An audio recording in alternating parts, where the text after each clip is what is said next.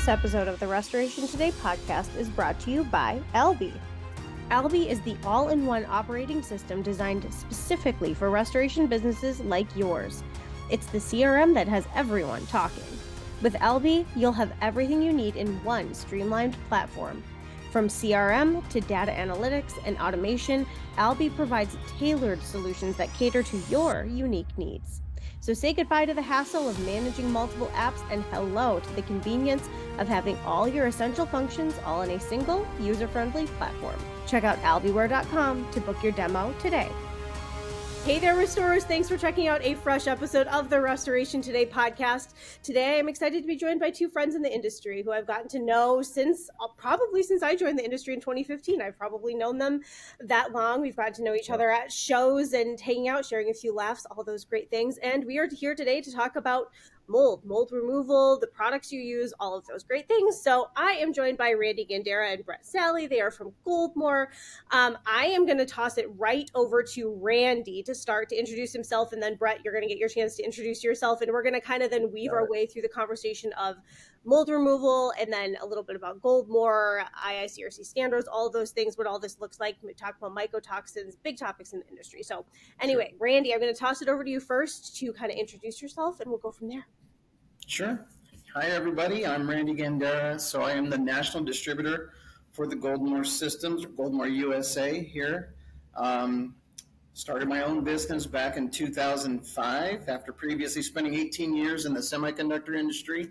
So since 2005, I've had my own restoration business and then became the sole distributor for the U.S. market using the Goldmorr system back in 2017.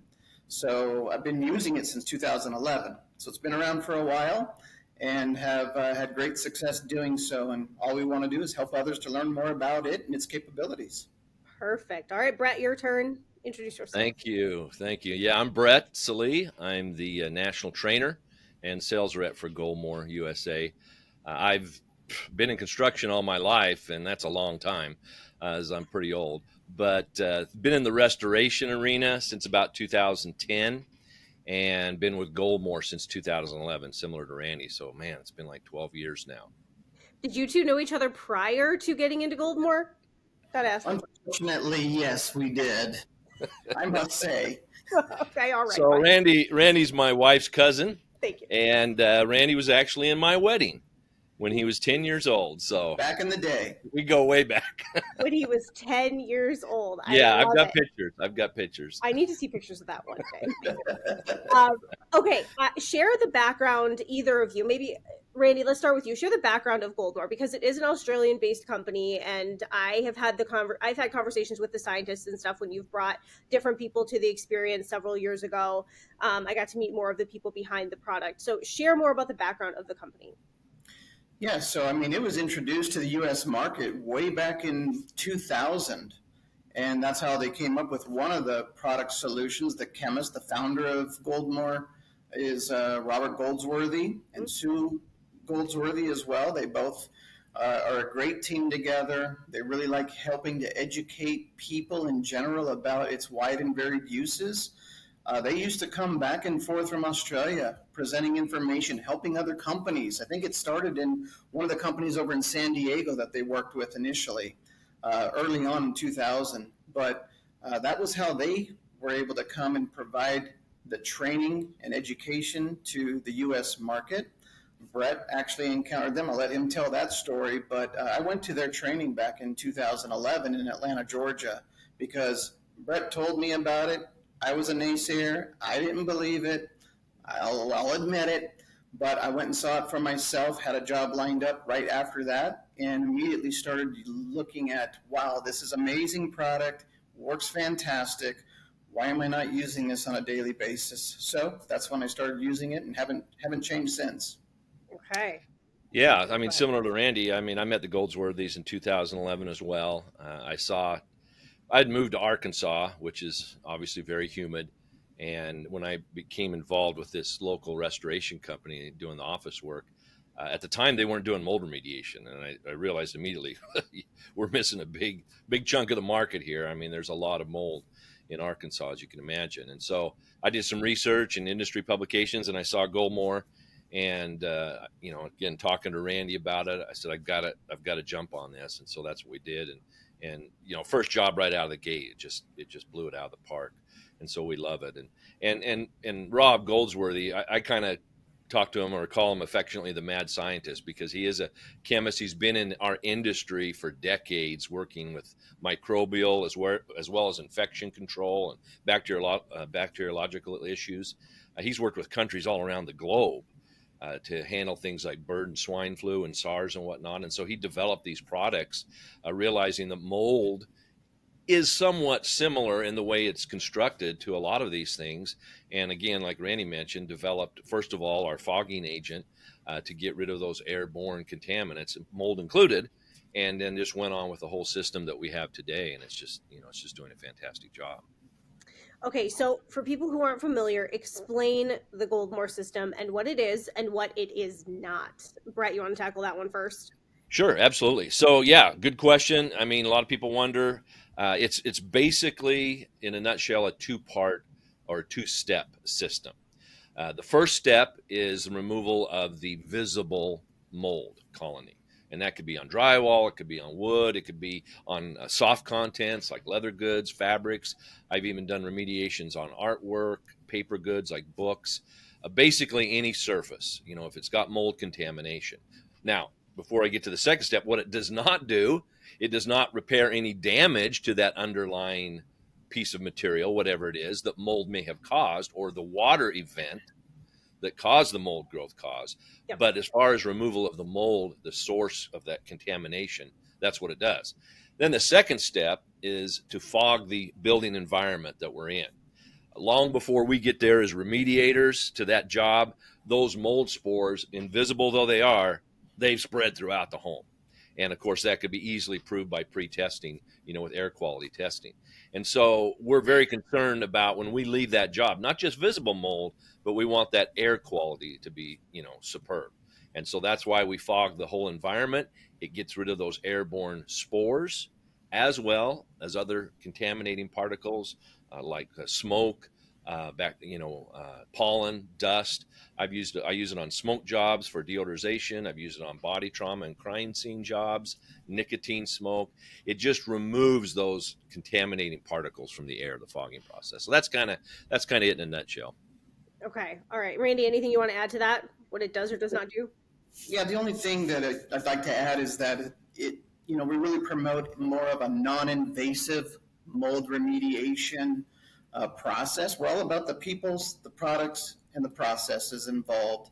So really, it's a matter of helping our members, Goldmorr members, to identify what are the source issues here, how can we tackle it. It's another tool in the toolbox that helps us with our education and with the knowledge that we have to go about every job on its own. Each one is different, but we still want to go down to, yes, non-invasive mold remediation. If we do have to have more of an invasive discovery, we're still using the same system, the same process. It's just we're going to tackle it a little bit different. But we help our people to try to understand those things as they learn more about the Goldmorr system, that we can help them walk through the process of trying to keep it cost effective too for the consumer. It's less invasive in that sense that we're trying to help them to get back in their homes in a timely fashion. Okay, so let's dive a little bit deeper into this source removal discussion. So let's say you walk into a house and there's mold on the walls, there's mold in the ceiling tiles. These are more porous areas. Mm-hmm. So how are you treating the drywall? Does the drywall need to be removed? Do the ceiling tiles need to be removed? Is this something where you can use the product and it's going to get rid of it in its entirety, so you can test and that it's gone even below the surface? I know you talked about source removal in the sense of making sure, like, hey, if there's a water leak behind there that's causing the mold, you got to make sure to fix the water leak, right? Or you're going to have the same problem. So right. Whoever wants to tackle that question, like, dive a little bit deeper what it looks like if you walk into a home like that. Yeah, no, that is the question. And you kind of hit the nail on the head talking about a couple different scenarios, because no two jobs are the same. Yep. So to say you're always going to do this is not accurate. Every job's different. And that's one of the things we go through extensively in the training that we provide for everyone who uses the Goldmorr system, is you got to be kind of like a mold investigator. It's all about source. And the source of the mold contamination is always tied into the source of the water event. It's a lot easier to find water than it is mold sometimes, Yeah. because we have tools out there Yeah. that we already use in our industry that can help us find and locate and trace water. And if we find the source of that water, we're going to find the source of the mold. So that's one of the first things you got to do is figure out what the source is. Now, we could talk about the difference between like a water damage water event, like overhead water coming in, or a burst pipe in a wall where you've got water damage happening and you may well have mold inside cavities, or more of a humidity related event where it's, again, spiking humidity in a given room, more of a surface mold situation there. And so, yeah, you got to kind of look at it in terms of drywall. Oftentimes those humidity events, it's just surface mold. Now, one common misconception about mold and drywall, and this is what people worry about, they walk into a room and there's all this mold on drywall. Well, it's going to grow through that drywall into that wall cavity. No, it's not. Mold can't grow through drywall. It's gypsum, it's a sterile environment. If you have mold on both sides of the drywall, it's because you had a water event on both sides of the drywall. And that certainly happens. Yeah. That's where we use some of these other tools to figure that out before we just start ripping something out. To answer your question, because it's not growing inside of that gypsum, and listen, I encourage people, don't believe me. Don't believe anything I tell you. Investigate it. Next time you're on a job that has drywall with mold all over it and you're taking it out, but snap that in half. There's no mold inside that drywall. It's maybe on both sides. And so, again, we test all that. But to answer your question, yes, we can remove that mold from the drywall down into the paper, which is as far as that root structure, the hyphal fragment will grow, and then it's gone. You can tape sample it. You can swab it. You can do any kind of surface sampling, and obviously later you can do air sampling. It's gone. It won't come back. I've never had a colony come back. Now, to your point on some porous material, like maybe an acoustical tile or even sometimes popcorn ceilings, that used to be popular around, very porous, they absorb a lot. Again, every job is going to be different, depending upon the level of contamination, how long it's been there, how much it's dug in. Again, we can spray down those porous surfaces and it will absorb into them, just like it does with, wood or plywood or whatnot. But at some level, you can only do so much with a water-based product. And so, yeah, for an acoustical tile, you may have to replace it. Again, that's a decision that a trained technician has to make when he's on the job. So hope that kind of, yeah. I might add, Michelle, Yeah. just just a brief scenario where I had a contractor that knew the nature of my business, and they were doing a remodel in a master bathroom. Everything was fine, but when they went to take the mirror down behind the vanity, all the way around that mirror, 4 feet by 2 or 3 feet tall, was black and moldy. And so they're like, hey, we don't want to take this out. There's mold there. I said, you know what? Why don't I just come over? I took a spray bottle and a sponge. I told them that mold is not going to penetrate through that drywall because that was not a water event. It was an atmospheric mold event is what it was. It's due to the condensation that was trapped behind that mirror. So I cleaned it up in a matter of minutes, literally, made it look like new. And I said, you don't really need to rip this out if you don't want to. But they said, well, we're going to go ahead and do the remodel anyways. I said, well, do me a favor. When you go ahead and you tear that drywall out, now that you know there's no mold on the surface, I said, just check behind the wall. Just tell me if there's mold back there. I said, I guarantee you it's not going to be there, but I want you to see it for yourself. Sure enough, there was no mold back there. And Brett and I have had many case scenarios where we've gone out in the field. We've traveled all over the country together, and we've done jobs, and we've helped companies put the product into action, and we've shown them and educated them about the difference. They're like, well, what about the mold behind that wall at the base of the wall over here? Well, we're telling you it's not going to be there, but go ahead, remove it, let us know. And I love seeing the expressions on their face when that happens, because it's like, wow. Okay, so Randy, dive a little bit more into how much you encourage like pre and post testing when you get onto a job site. What role does that play in the mold remediation process? And I think even testing has become more prevalent even since COVID. People didn't maybe test as much prior to the pandemic, but I think testing is becoming more and more popular now on any type of loss, not just mold, right? So what do you encourage as far as testing goes? We encourage, I mean, typically, if you see mold, our motto has been you don't necessarily need to test for that. It's going to identify mold. I don't care what species is identified. If visually you see that there's mold on a wall cavity, then why test? You're going to identify, yep, you've got Penicillium aspergillus, you've got Cladosporium, you've got whatever it is, you've got mold. The key element here is at that point is let's just get rid of it. Let's do what we can to effectively get rid of the mold. Now, if you want to test for it, so be it. Whatever the consumer wants, or if you're working with a hygienist behind you, by all means, go for it. Because I've had many jobs that we've done, we've recommended that we do the testing after treatment, and they've come and followed our work, and they're like, yep, looks good, no problem. They'll go and do their air sampling, whatever method that might be, whether it's surface sample analysis, whether it's aerosol, we do particle testing ourselves, and we like to have that. Now we're getting into something else, more from mycotoxins, separate issue, but nevertheless an important gauge of how we can help our customers to provide an effective service and solution. So in your training, do you recommend any sort of like containment, especially if there's one area that's worse than others, or what does that look like? Yeah, that's I'll let Brett answer that. okay. Thanks. Yeah, and you can follow up too with some ideas, but that is something we talk about, and that's one of the maybe knocks people say. Well, you don't use a containment, but again, we do. It's just that the whole, in terms of let's say a residential environment, the whole house is our containment. Again, those mold spores have already spread throughout the house through air conditioning, excuse me, through natural air movement before we ever get there. You can't see it, but you can test for it, and you would see that's the case. So if you set up this little containment, let's say you contain this room that has visible mold growth, that's great. You do all your remediation, you get it all clean, you air whatever you do traditionally, you get it super clean. You take down the containment, the rest of the house is still contaminated. And so we treat the whole home. It only takes another hour or so of time to do that fogging treatment. It's totally safe, like we can talk about later.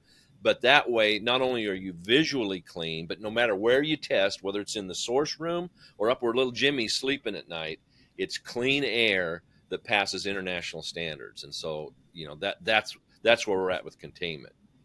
Okay, so Randy, dive into the comment that Brett just made about safety of the product. If you're spraying this at a home, obviously people must not need to be worried about it. If you're able to do it, they're able to be there, occupy all of that. Surfaces are okay. Talk about that.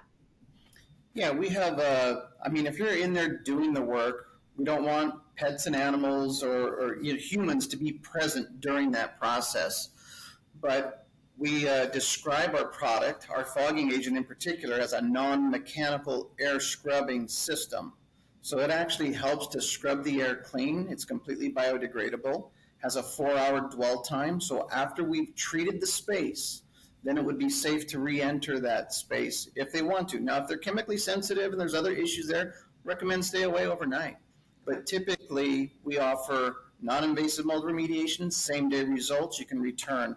Again, like Brett mentioned to earlier, every job is different. If we're dealing with water damage and we have to take out cabinets and this and that, and to the point of containment, I will isolate an area. Let's say it's in the kitchen, for example. If we're starting to do something that's a lot more invasive, we are going to contain that area, but then we're going to treat the space, everything else in the surrounding areas and in the home in order to offer, the best, end result, if you will. And I think it's important to remember or to mention on that with as far as the safety of it is this is a product that was formulated decades ago with the express purpose of being fogged into the air. Back when Goldmorr started fogging things, you shouldn't fog, you can't fog that. But now everybody's a lot of people are fogging. But unfortunately, they're fogging products, and this can be proved by going to places like the EPA that were not made to be fogged. This was specifically formulated for that purpose. We can provide anybody with the third-party laboratory testing, extensive testing that went in to make sure that not only is it safe right after that dwell time that Randy's talking about, but at the prescribed intervals that our industry establishes for clean air going forward. So nobody has to worry about it being a hazard for their health. Yeah, Okay, I might just, go ahead. I'm sorry, Michelle, I No, might just add there that the Goldmorr system really, we aim to achieve the safest results possible in the safest manners possible with the Hmm. least environmental impact. Absolutely. So we try to provide that, and without the use of pesticides, as some of those products that are being utilized are intended as, we're strictly against the use of pesticides in anybody's structure that way in the Mhm. living space. Okay, so this kind of leads to the next question of why Goldmore is not EPA registered. That's another great question we get asked all the time. And the short answer is because we don't want it to be. Well, why? Why would you not want to be EPA registered? And here's what happens. People, we all say things, we all hear things, we repeat them, but we rarely go and see what's the real issue here. If you go to EPA.gov, the government website, which is a slog because it's all legalese and government, but if you really dig into the mold, what the EPA is registering, as Randy mentioned, are pesticides. In the EPA, if you have a product that claims to kill a pest, what they classify as a pest, it's a pesticide. And they classify mold as a pest. So if you're using a product that's EPA registered and it says it kills mold, it's classified as a pesticide. And what that keys off are two different things. First of all, Mrs. Jones, the homeowner, she doesn't really want pesticides in her home. She just doesn't realize it. But secondly, now the EPA is fining a lot of these contractors, remediators out there who are using these products because they don't have a pest applicator's license. So it's just this huge vicious circle. Goldmorr is very green. It's been biodegradability tested, skin sensitivity tested. It's not EPA registered because we don't want it to be. It's not a pesticide. But we are in complete compliance with the EPA on what we do use it for and what it does. Okay. Randy, anything you want to add to that?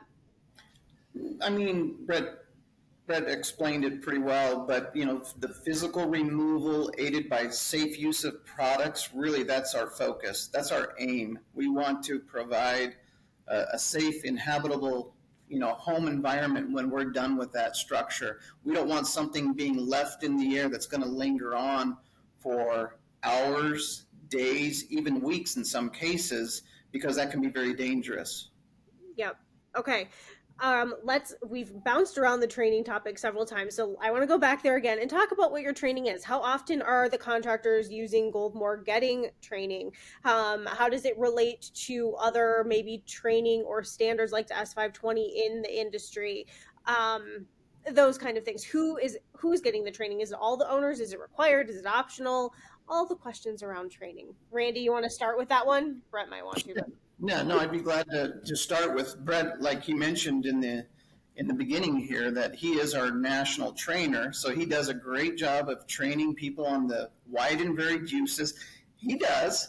And so I can appreciate what he's able to help with our customers, our members, if you will. I mean, we are what we consider to be a family. we truly do believe that, and that's how we treat one another.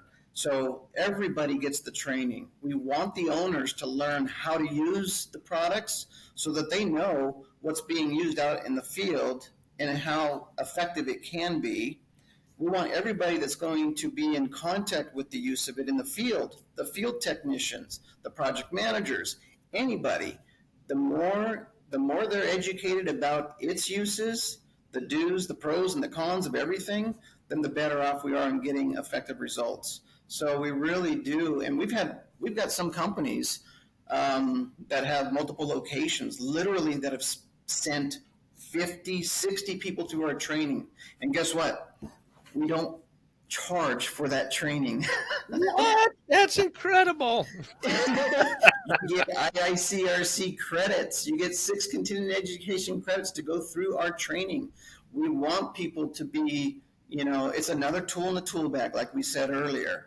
We want them to be able to go about and tackle every job, but know that, hey, this is the product that you use in that scenario. These are the results that you should expect to receive or achieve. And if you don't get it, call us because we want to know about it. And oftentimes they'll say, well, we're using this. And it's like, wait a second, back up. What did you say? They're using the wrong thing. So we try to help them connect those dots so that they can get the results intended. Yeah, I mean that's critical, and that's one of the things that differentiates us in the market. We're not just selling product. We've been approached by big box stores and some of the industry, suppliers to Yep. private label Goldmorr, but the owners, the Goldsworthies, have been consistent. No, that's not the way we're doing this. It's about education. We want to be there to back up the product going forward. So, like Randy mentions, and I stress this in the class, if you, as the new remediator, if you do not get these results that you see in our videos and our before and afters and that we're talking about, we want to call. We want you to call us, and we're going to walk through that project. What happened? It rarely happens, but we're all imperfect. We make mistakes. I make mistakes when I do mold jobs. Randy's done maybe once or twice. I made a mistake, but we figure it out, and then we go back and then we make it right. And so, yeah, we want everybody to be trained. It's all about education. Like Randy said, it's all included in the license. So why not, go through that? Now, you mentioned the S520, and I'm glad you did with the IICRC, because next to the EPA, well, probably more than the EPA, that's one comment we get. Well, the S520 says you got to remove the drywall. Well, again, don't believe what you've been told. Go read the S520. I have the S520 on my iPad, which probably everybody should that's in the industry, and that's not what it says. What it does say, it says remove the contamination from the structure, systems, and contents to return those to a condition 1 or clean. Yep. Well, you can't remove the contamination and return it to a condition 1 if you took out the whole structure, systems, and contents. So that's the key. We are removing that source, and that's what we train in the class. Now, sometimes that requires us to remove structural elements of the home, because we have to get at the mold that's behind there. And so I kind of say in class, we don't remove structural elements because there's mold on it. We remove structural elements because it's in our way to get to the source of the mold, and that's the key there. Okay. Yeah, that makes good sense. Okay, we don't need to go too far into this topic, but talk about mycotoxins for a minute. That's a kind of another growing topic in the industry that isn't talked about that much. So, explain what mycotoxins are and the role that restorers and remediators are going to play in this realm of mycotoxins and getting rid of them in like the built environment. Yeah. I'll just go ahead and just add to that topic, because this is something that, again, the Goldsworthies, the founders of Goldmorr, that they have taken such a vested interest in this topic, because they always are trying to lead the way, understand how can we help everybody else. And so they've been after this over 5 years now, been doing a lot of research and development with regards to that. What we didn't know, right? That's kind of the way it is, and that's how we learn. So don't be afraid to fail along the way.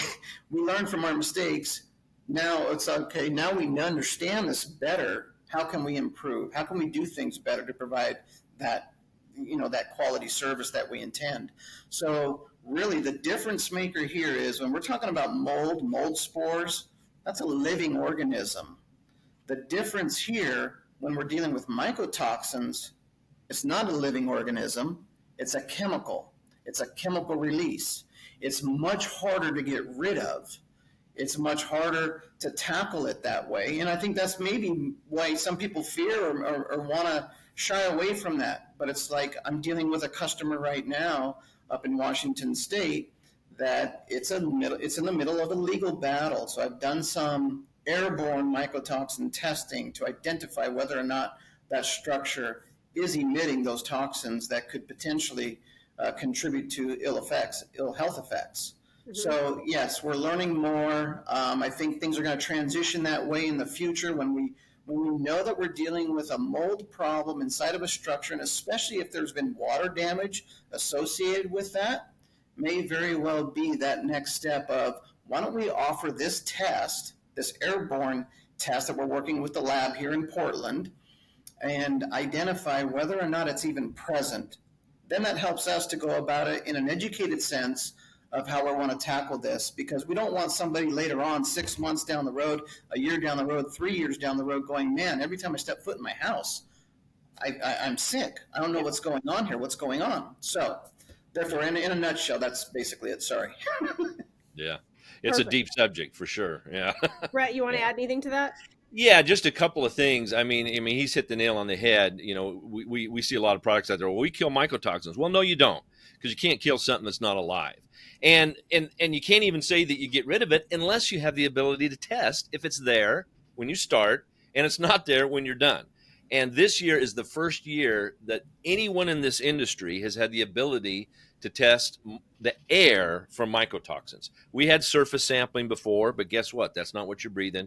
You have biological testing. They can test your body, but guess what? Mycotoxins can come from a lot of food sources. But now we can test the air. So we can say, yes, this environment has mycotoxins. We go through a protocol to remediate that, which is different than the mold remediation. And then we can test it afterwards and say, yes, now our air is clean. Those mycotoxins are gone.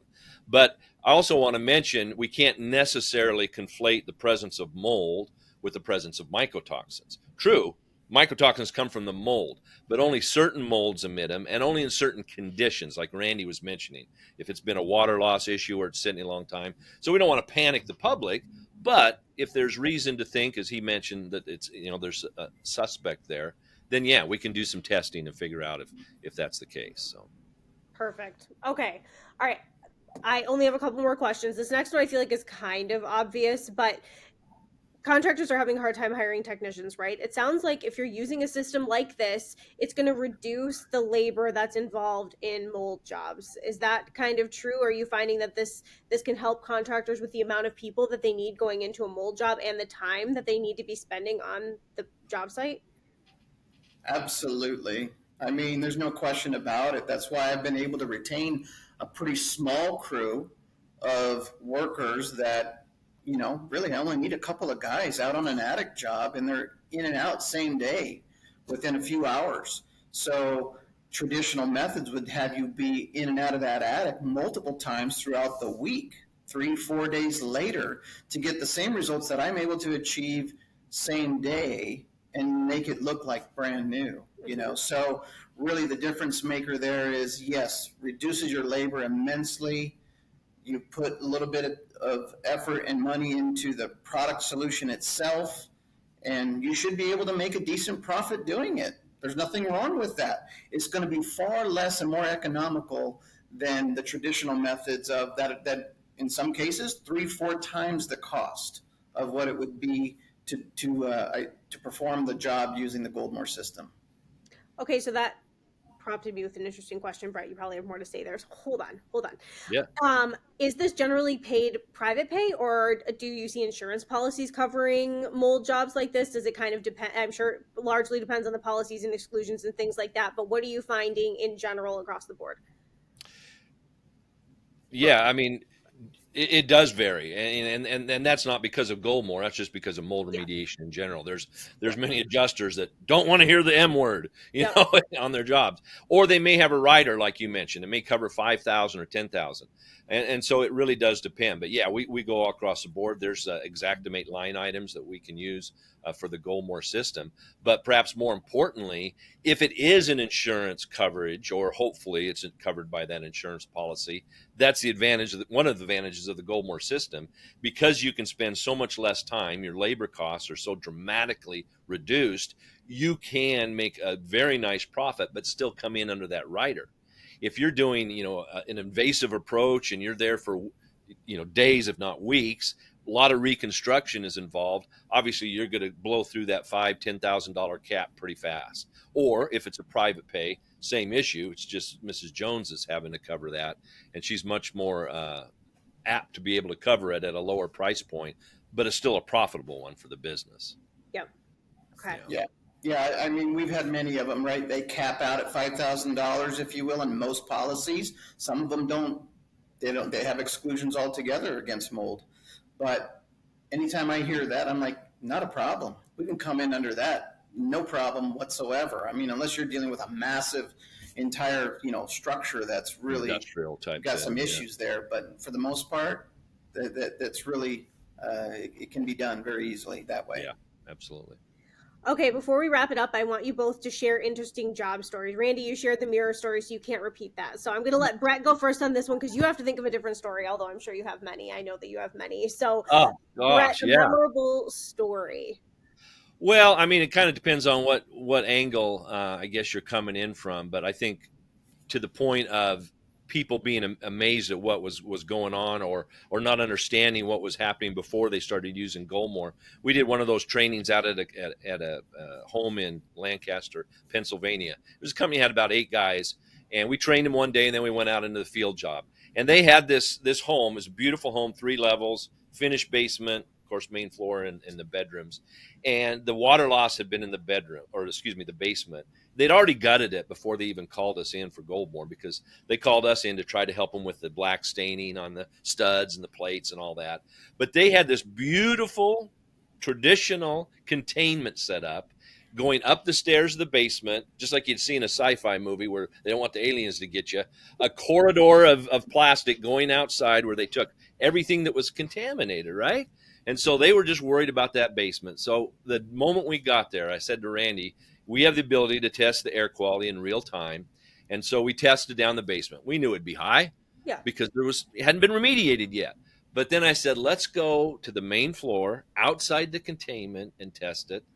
Same with the second floor. And sure enough, dramatically elevated readings, more than we would ever want to see. And that's happened on almost every job we've done in that scenario where we take the company out.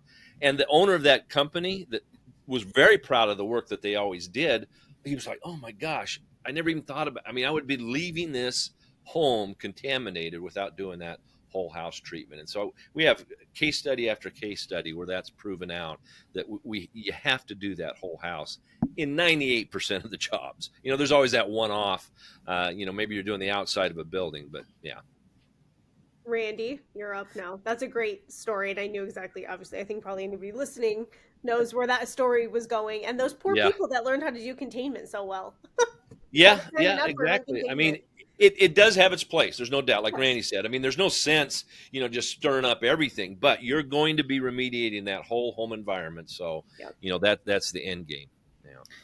I'll share one. I mean, there's just so many that we've had through the years, but I'll share one that Brett and I also helped with, which was in Texas, where there was a school district that was in need of remediation services. They got a couple of bids to do the mold remediation in the gymnasium mainly, because I think the water damage had occurred in the basement of the bathroom area, and it was just an old building. Nevertheless, long story short, they were receiving bids in upwards of $80,000, $90,000. They heard about Goldmorr. They heard about the Goldmorr system. They reached out to us. And so we were like, yes, we can help you. Here's what it is. We'll come to you. We'll go through a 1-day training course. And then on day 2, we'll go out in the field with you and we'll actually do the work with you. So we did. We flew down to Texas. Yep. Rogers outside and Austin. Yeah. did a job with them down there and helped them. What was really cool about that was we did our same testing, because all they were worried about was in the gymnasium and maybe in the foyer area and in those bathrooms. But when we did our particle testing in advance of that, we were like, well, let's go to the furthest room here and let's just test the air there. Yeah. We were like, no, we need to fog this whole space here. And this was in the middle of summer, so we went ahead and the next day, long story short, we did the wiping, the cleaning of the surfaces. Brett and I are leaving the next day. We had to catch our flight home. But we went about the next day. We did our fogging using thermal fogging in this case, because it was such a big space. And it was really cool. We got some great footage of those guys in the gymnasium and whatnot. But when we met with the, what was he, the facilities maintenance guy? Yeah, the maintenance manager, right. Manager. Yeah. We went there the next day. We never know exactly how things are going to turn out, right? But we're like, okay, here's our particle reader. Let's go and test the air. It's been, our time lapse of 24 hours had passed. Let's go test the air. So we went in there, amazing results, right? And I said, here, you take the reader, you go from room to room, I'll write it down, but you test it. And so we let the facilities maintenance manager do that.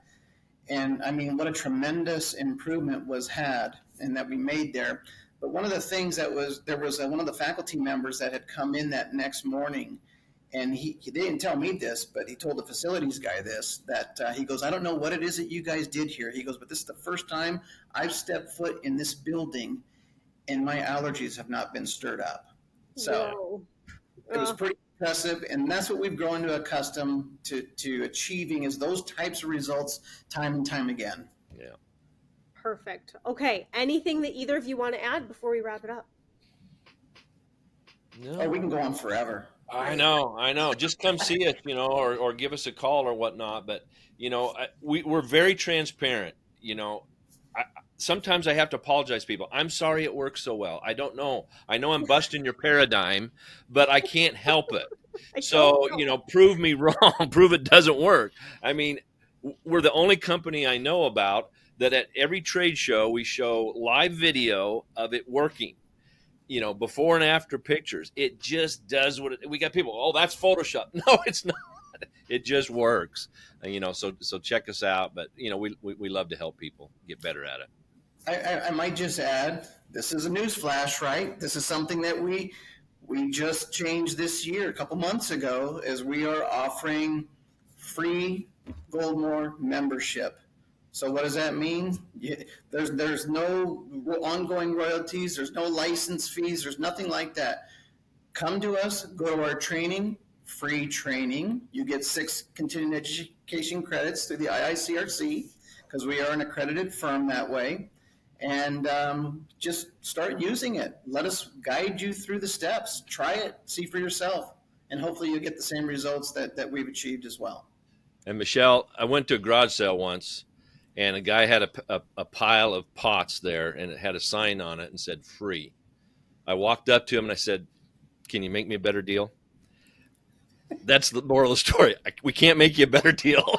There's no cost other than a little bit of your time to figure this out.